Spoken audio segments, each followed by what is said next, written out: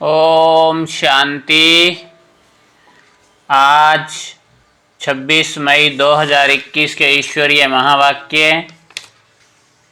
आज की मुरली का सार। मीठे बच्चे, निश्चय बुद्धि बन, बाप की हर आज्ञा पर चलते रहो।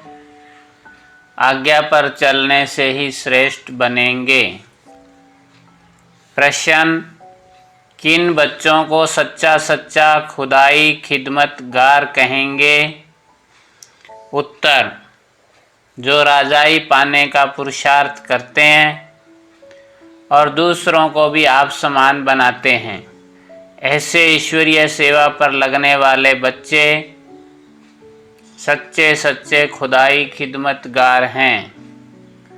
उन्हें देखकर दूसरे भी सहयोगी बनते हैं।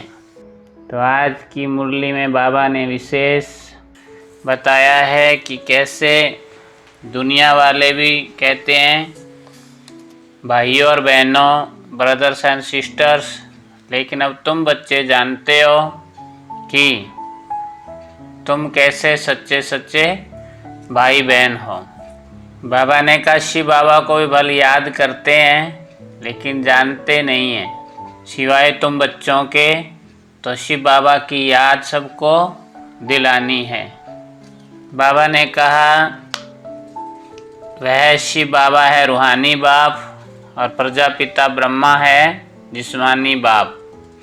तो बाप दादा दोनों कहते हैं बच्चे बाप को याद करो और कहाँ भी बुद्धि योग ना जाए। बुद्धि बहुत भटकती है। भक्ति मार्ग में भी ऐसे होता है।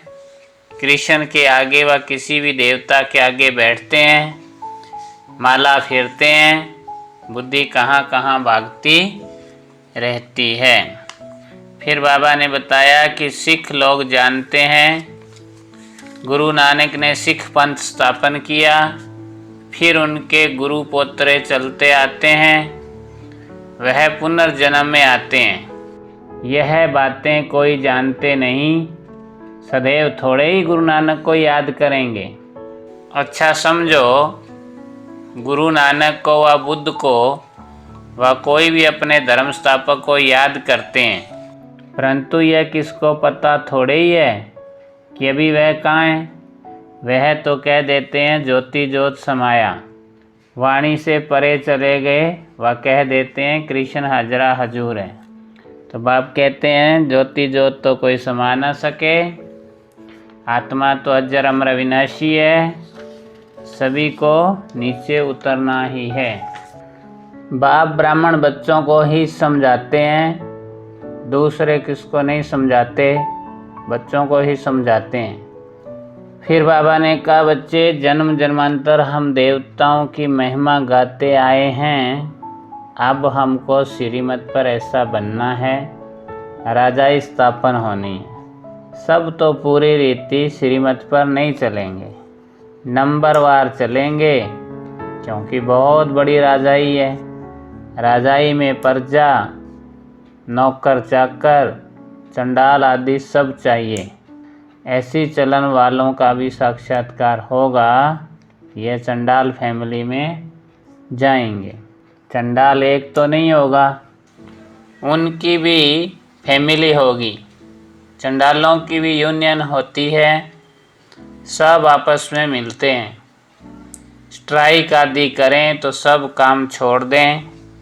सतयुग में तो ऐसी बात होती नहीं। फिर बाबा ने विनाश के बारे में बताया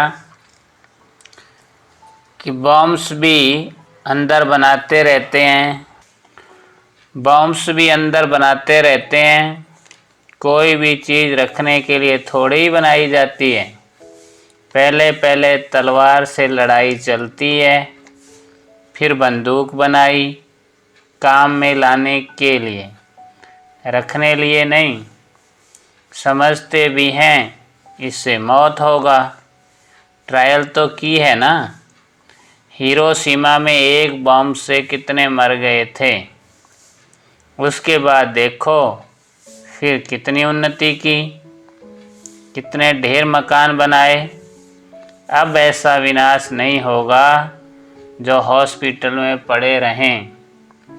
हॉस्पिटल आदि तो रहेंगे नहीं, इसलिए अर्थक्वेक आदि इकट्ठी होगी। कुदरती आपदाओं को कोई रोक नहीं सकता। कहते भी हैं ये सब ईश्वर के हाथ में है।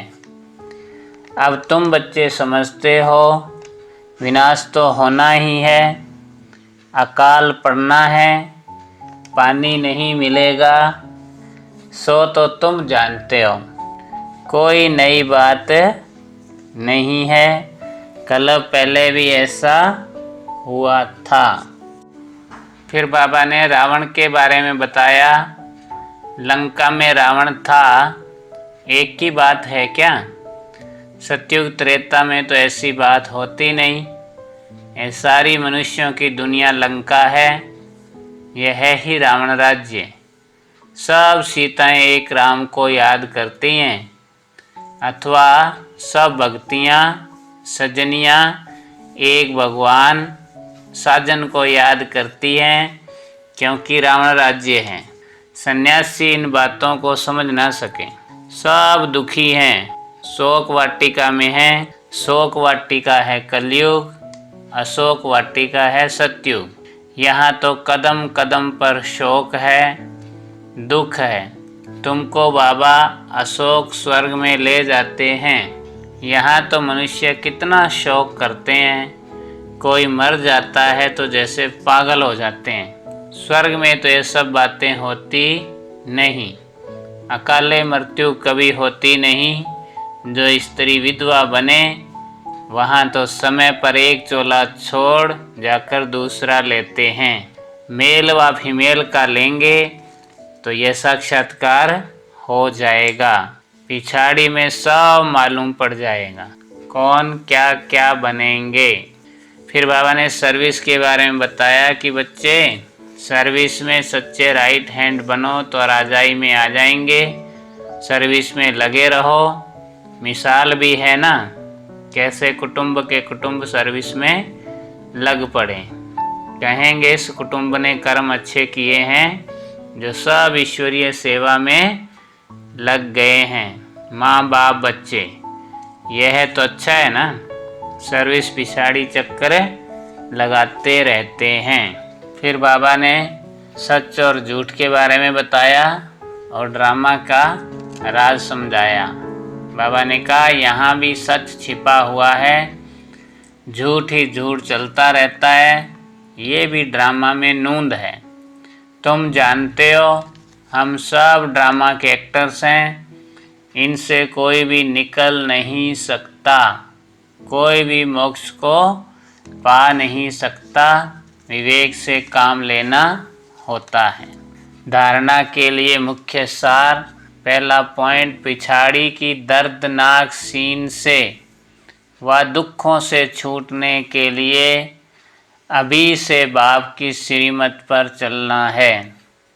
आप समान बनाने की सेवा श्रीमत पर करनी है। सेकंड पॉइंट, सर्विस में बाप का राइट हैंड बनना है। आत्मा को खुश करने का रास्ता बताना है, सबका कल्याण करना है। आज की मुरली का वरदान, सदा मर्यादाओं की लकीर के अंदर रहने की केयर करने वाले मर्यादा पुरुषोत्तम भव। जो बच्चे अपने आप को एक ही बाप अर्थात राम की सच्ची सीता समझकर सदा मर्यादाओं की लकीर के अंदर रहते हैं, अर्थात यह केयर करते हैं, वह केयरफुल सो चीयरफुल, हर्षित स्वतः रहते हैं।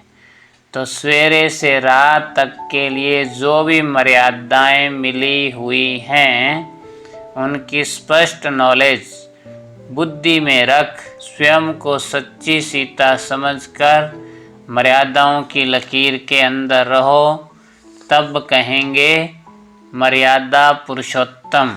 स्लोगन, सेवा की अति में नहीं जाओ, सेवा और स्व पुरुषार्थ का बैलेंस रखो। अच्छा, ओम शांति।